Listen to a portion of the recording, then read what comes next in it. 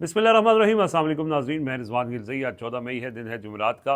28वीं तरमीम, बजट और उससे पहले जो सियासी हलचल है, इवेंटफुल डेज स्टार्ट हो गए हैं और हर गुजरते लम्हे के साथ नई नई अपडेट सामने आ रही हैं। तो अब तक की पिछली वीडियो में तो हमने तफसील से डिस्कस किया था कि जो सियासी राब्ते होने जा रहे हैं या हो रहे हैं, उसमें मज़ीद जो अपडेट्स हैं वो ज़रा आपके सामने रखते हैं। दो अहम इशूज़ हैं। पीपल्स पार्टी को सोने की चिड़िया उनके हाथ से जाने का बहुत गम है, बहुत दुख है। और बिलावल भुट्टो ज़रदारी साहब आज पार्लियामेंट में आए थे और उस दुख का इजहार आपने देख भी लिया होगा। जिन्हें नहीं देखा उनको ज़रा तफसील से डिस्कस बताएंगे। और दूसरा मामला है ये जो कराची में जो कोकेन क्वीन पिंकी, वो जो खातून है मंशियात फरोश, उसका जो मामला है वो बड़ा गहरा है। और उसके ऊपर जो टीवी चैनल्स की मैराथन ट्रांसमिशंस हैं, कवरेजेस हैं, हेडलाइन जो बुलेटिन है वो हेडलाइन स्टार्ट्स ही दो दो तीन तीन हेडलाइनें पहली होती हैं पिंकी से रिलेटेड। फिर टीवी चैनल्स के जो टॉक शोज़ हैं उसमें खुसूसी उसका जिक्र हो रहा है, उसके ऊपर पूरे सेगमेंट्स हो रहे हैं। तो इसकी क्या वजह है? क्योंकि मीडिया क्या इतना आज़ाद हो गया है कि वो अपनी मर्ज़ी से कर रहा है? और अगर अपनी मर्ज़ी से नहीं कर रहा तो इसके पीछे क्या वजह है?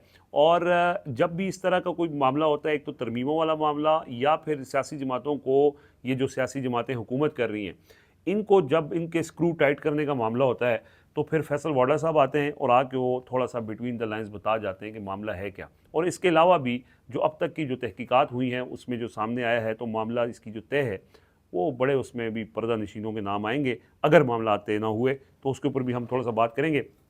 सबसे पहले ये जो बिलावल भुट्टो ज़रदारी साहब हैं, हमने आपको बताया था पिछली वीडियो में भी कि वो बहुत डिस्टर्ब्ड हैं और पीपल्स पार्टी को जो एतराज़ है बेसिकली इस 28वीं तरमीम में जो चीज़ें होने जा रही हैं, वो तो तफसील से हम एक वीडियो के अंदर बता चुके हैं कि क्या क्या आ रहा है। लेकिन दो चीज़ें हैं जो पीपल्स पार्टी के लिए नाकाबिले कबूल हैं।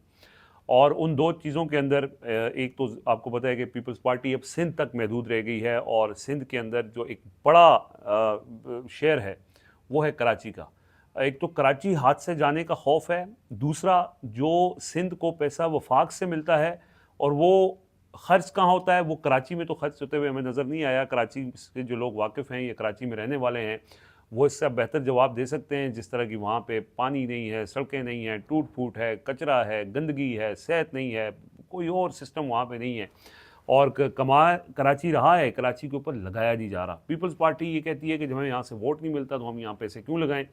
और बात तो उनकी भी ठीक है, लेकिन पैसा कराची के नाम पे आता है और कराची में खर्च नहीं होता, सिंध के अंदरून शहरों के नाम पे आता है।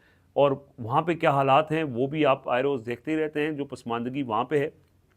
तो ये आखिरी एक उनका, आप ये समझ लें कि किला था जो अब उनके हाथ से जाता हुआ उनको नज़र आ रहा है। वो सोने की चिड़िया जिसकी बुनियाद के ऊपर और ये हम नहीं कह रहे, ये नैब के केसेस मौजूद हैं। अगर नैब तरमीम ना होती इमरान खान की हुकूमत जाने के बाद, नैब की जो तरमीम के बाद को 1100 अरब रुपए की करप्शन केसेस ख़त्म हुए, अगर वो ना ख़त्म होते हैं, उनकी तहकीकात चलती रहती, और जो अब दोबारा खुलने भी जा रहे हैं ये भी मैं आपको बताऊँ। क्योंकि पीपल्स पार्टी अगर नहीं मानेगी अगर 28वीं तरमीम के ऊपर, तो फिर केसेस खुलेंगे और जेलों में जाना पड़ेगा।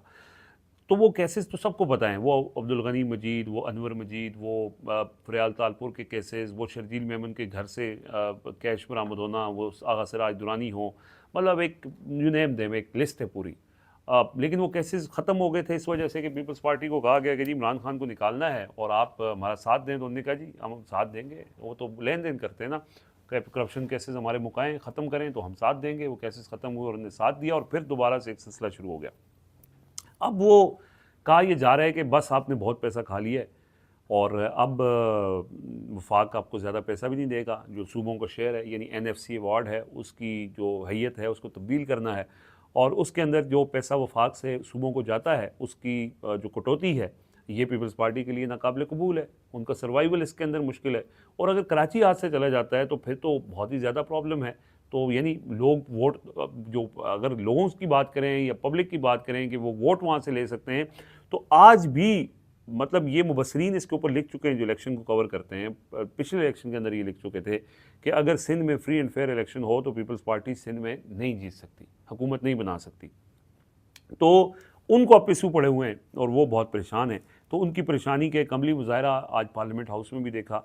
मैंने कल आपको वीडियो में बताया था कि पीपल्स पार्टी सारी इस्लामाबाद में मौजूद है, इकट्ठी है और उसमें हर किसी को टास्क दे दिया गया है कि किसने क्या क्या करना है। उसमें नदीम अफजल चंद साहब ने थोड़ी सी सख्त गुफ्तगू की है और जिन्होंने सख्त गुफ्तगू करनी है उनको सख्त टास्क दिया गया है, जिन्होंने बातचीत करनी है, मामलात तय करने हैं, यानी वो पूरी तरह से एक्टिव हैं। आज पार्लियामेंट में उनका इजलास था और जब वो इजलास के लिए आ रहे थे तो उस वक्त जियो न्यूज़ के रिपोर्टर हैं एक हैदर शिराजी, उन्होंने उनसे सवाल किया, सवाल का जवाब बिलावल भुट्टो ने नहीं दिया। फिर उनकी मीटिंग चल रही थी, मीटिंग ख़त्म हुई तो उसमें उन्होंने ये कहा कि अगर आप ये इस तरह के सवालात करेंगे तो आइंदा ये हमारी SOP है कि आपको प्रेस कॉन्फ्रेंस में सवाल का मौका नहीं दिया जाएगा। ये उनका यानी बर्दाश्त है, या जिसको वो ये कहते हैं कि बड़े वो जमहूरी हैं, सवालों के जवाब वो फेस नहीं कर सकते। फिर एक और बड़ा एक अफसोसनाक वाक़या हुआ, वो हुआ ये कि उनका इजलास के बाद मीडिया से गुफ्तगू हो रही थी, बिलावल साहब एक सहाफ़ी के सवाल का जवाब दे रहे थे और उस सवाल का जब वो जवाब देने लगे तो इस दौरान शाजिया मरी साहिबा जो MNA हैं वो दरमियान में उन्होंने कोई लुकमा दिया और खेलदास कोहिस्तानी का नाम लिया। तो बिलावल भुट्टो ज़रदारी साहब ने बड़े ही तस्हीक आमेज़ लहजे में उनको ये कहा कि मैंने आपसे नहीं पूछा, और इस पर फिर थोड़ा सा वो सहम गई और उन्होंने कहा सॉरी सर मैं तो ये कह रही थी। तो उसमें कहा थैंक यू, बड़ा यानी एक मुतकबराना अंदाज में उन्होंने उनको किया, लेकिन वो हंसती रहीं। और ये जो इनका अंदाज़ है दो ख़ानदानों का, एक भुट्टो ख़ानदान जो अब ज़रदारी ख़ानदान बन गया है और दूसरा जो शरीफ ख़ानदान है, इनके लोगों की जो रऊनत है ये शायद इनकी अपने वजह से इतनी नहीं है, जो इनके साथ लोग हैं वो इनको ट्रीट करते हैं आका की तरह। मतलब जब मरीम नवाज़ साहिबा के साथ बाकी पार्टी के लोग होते हैं या हमज़ा शहबाज के सामने आप देखें कि जो पार्टी के MNAs MPs हैं जिस तरह वो झुक के उनके सामने खड़े होते हैं, क्यों ना उनके जहनों में रौनत आएगी। इसी तरह जब बिलावल भुट्टो ज़रदारी पार्लियामेंट आ रहे होते हैं तो ये जो शाजिया मरी साहिबा हैं, दूसरे लोग हैं, इन्होंने अपनी पलकें बिछाई होती हैं उनके सामने कि चेयरमैन साहब आ गए, चेयरमैन साहब आ गए, और चेयरमैन साहब क्यों ना फिर चौड़े हों और क्यों ना बेइज्जत करें सबके सामने। ये बड़ा अफसोसनाक रवैया, यानी खातून है और उनको उन्होंने जिस तरह से कैमरों के सामने डांटा है, ये उनकी फ्रस्ट्रेशन बताता है। वो बहुत फ्रस्ट्रेटेड है और उनकी फ्रस्ट्रेशन की वजह यही है जो मैंने आपको बताई है कि वो सोने की चिड़िया जो है वो उनके हाथ से उनको जाती हुई नज़र आ रही है। तो अब वो करेंगे क्या? मैं पिछली वीडियो के अंदर भी बात की थी कि वो उन्होंने महमूद अचकज़ई ने जो उनसे रब्ता किया बिलावल भुट्टो ज़रदारी से, तो उसमें उन्होंने ये कहा कि PTI वालों को भी आप लेके आएँ। लेकिन PTI वाले पहले भी पीपल्स पार्टी ने बहुत दफ़ा कहा कि PTI के साथ हम बैठना चाहते हैं, PTI उनके साथ नहीं बैठना चाहती। इमरान खान का ये क्लियर मैसेज भी है। लेकिन अचकज़ई साहब ने कोशिश की है और उन्होंने ये कहा है कि मैं अपोजिशन लीडर हूँ, PTI वालों ने मुझे अपोजिशन लीडर बनाया है, तो आप हमारे साथ बैठें। इम्कान ये है कि पीपल्स पार्टी उनके साथ भी बैठेगी, लेकिन असल जो मरकज़ बनेगा खबरों का वो मौलाना फजल रहमान का घर होगा। और मौलाना साहब अभी 6 दिन के दौरे पे कराची में मौजूद हैं, तो जब वो कराची से वापस आएंगे तो यहाँ जो इस्लामाबाद की एम्बेसी रोड के ऊपर बंगला नंबर 14 है मौलाना फजल रहमान साहब का, उस उधर फिर ये आनियाँ जानियाँ शुरू हो जाएंगी। बिलावल साहब 26वीं तरमीम के मौके पे भी परेशान रहते थे। एक ज़राए तो ये बताते हैं कि उन्होंने एक मौलाना फजल रहमान के पाँव नहीं पकड़े, बाकी उन्होंने कुछ छोड़ा नहीं था। लेकिन फिर चलें उसमें थोड़ा सा वो निकल गए। 28-27 में भी किसी तरह उन्होंने मैनेज कर लिया, क्योंकि उस वक्त फोकस ज़्यादा था अदलिया के ऊपर, अदलिया को कंट्रोल करना था। तो बाकी चीज़ें जो हैं वो मनवा ली गई कि आप बना लें आइनी अदालत, आप बना लें जजेस को ट्रांसफ़र भी करने का कर लें, आप चीफ जस्टिस भी मर्ज़ी के लगा लें, इधर उधर से भी कर लें। उन्होंने कहा ठीक है कर लें, अभी हमारी बारी तो नहीं आएगी। तो फैसल वाडा ने तो कह दिया था जो चीज़ें रह गई हैं वो 28वीं तरमीम में होंगी। अब वो जो चीज़ें रह गई थी जिसके ऊपर इन्होंने नेगोशिएट किया था वो चीज़ें दोबारा आ गई हैं। तो अब घबराना तो बनता है। अगर तो वोट देंगे तो सोने की चिड़िया हाथ से जाएगी, अगर वोट नहीं देंगे तो जेल जाएंगे, केसेस खुल जाएंगे और वही कुछ होगा जो PTI के साथ हुआ है। तो परेशानी तो बनती है, तो वो परेशानी नज़र भी आ रही है। बहरहाल ये है, अब देखते हैं अब इसमें आगे क्या बनता है। हम ज़रा ये मंशियात फ़रोश पिंकी के हवाले से ये बात करते हैं। पहले आगाज़ करते हैं फैसल वाडा साहब को। मैंने आपको बताया था कि वो एक्टिव होते हैं और वो सियासी जमातों को जब भी टेक ऑन करना हो तो वो सामने आते हैं। तो उन्होंने ट्वीट किया, उन्होंने कहा इंतज़ार है कि मंशियात फ़रोश पिंकी को कब तमगा दिया जाएगा। एक हुकूमत जिस तरह तमगे बांट रही है, जितने इस्लामाबाद में गरीब लोगों के घर गिराए जिन अफसरान ने, सबको तमगे दिए हैं। जितने मतलब साफ़ियों को भी आप देख लें जिन्होंने इस रजीम को किया है, बांट रहे हैं, बंदर बांट रहे हैं। लेकिन वो फैसल वाडा ने कहा है कि मंशियात फ़रोश पिंकी को भी अब इंतज़ार है कि कब तमगा दिया जाएगा, क्योंकि वो तमगे की अहल हो चुकी हैं। वो अवैस लगारी साहब को तमगा दिया गया है, वज़ीर बिजली हैं। बिजली के बिलों के हाल देखें, लोगों की तबाह हो गए लोग, लोड शेडिंग दोबारा वापस आ गई। इस एतराफ़ में उनको तमगा दिया गया, यानी जिसने लोगों के साथ जुल्म किया है उसको उन्होंने तमगा दिया है। तो इस पर भी उन्होंने कहा है कि वो तमगे की तो अहल हो गई हैं।